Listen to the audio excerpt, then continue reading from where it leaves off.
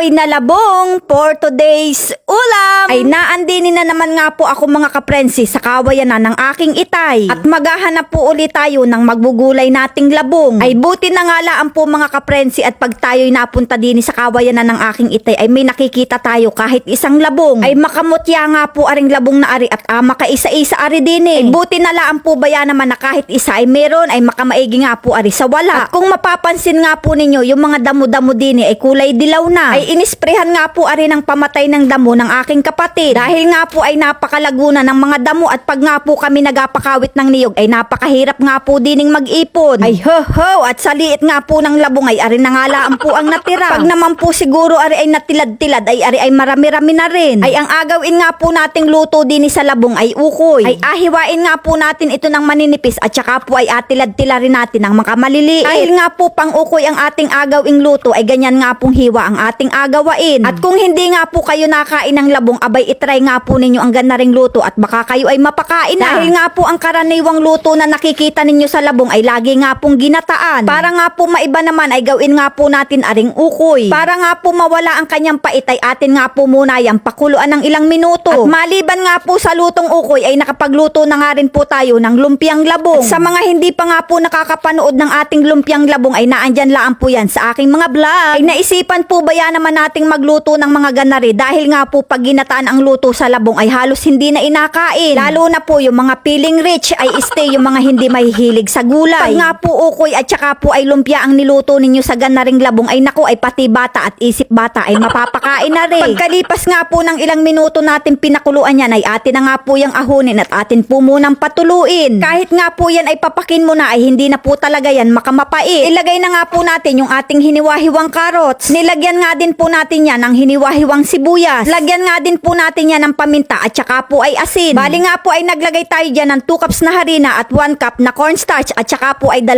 itlog at lagyan din nga po natin ng kaunting tubig. Atin nga pong halu-haluin yan at pagkatapos nga po yan ay pwede na nating kainin. Uy, hilaw pa yan. At pag ganyan na nga po ang kanyang itsura ay pwede na nga po nating iprito yan. Kaya naman po kung umay na kayo sa ginataang labong aba ay gana rin namang pong luto ang inyong gawain. Pag nga po makamainit na yung mantika ay ilagay na nga po natin. Pag nga po gana ring luto ang ginawa ninyo ay hindi nyo na kailangan ng makamaraming ingredients. Ay dito nga po mga kaprensi sa probinsya ay magawan mo nga laan po ng kakaibang version ang mga gulay ay hindi ka nga po mauubusan ng pangulam. Kahit nga po yung mga pangmeryenda ay magawan mo nga laan po ng ibang version aba ay lagi kang may masasakmal. Kagaya nga po na ring labong ay at meron na nga po tayong makamasarap na ukoy. Ay kami po talaga ay hindi sinanay ng magulang namin na mag-inarte sa pagkain lalo na po at mga gulay. Ang katwiran nga po ng aming itay kung ayaw mong kumain ng gulay abay pwes magtiis kang magutom. Ay syempre hindi po kami magatiis ng gutom abay makain na kami ng gulay. At ayan na nga po luto na ang ating ukoy na labong. Kaya naman mga kaprensi ano pang inaintay natin dyan? Sakmala na!